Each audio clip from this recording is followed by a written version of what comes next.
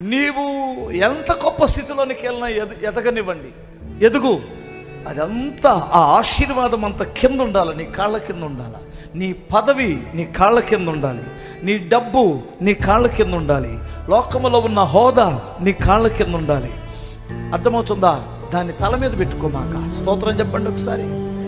యేసును మాత్రమే ఊరేగించాలి, యేసును మాత్రమే ఊరేగించాలా? స్తోత్రం చెప్పగలరా?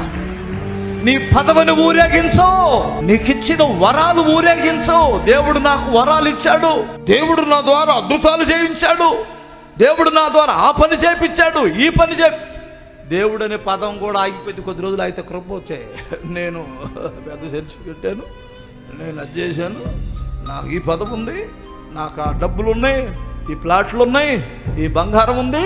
చెత్తన తల మీద పెట్టుకొని తిరుగుతున్నావు. అలా కాదు, యేసుని ఊరేగించు.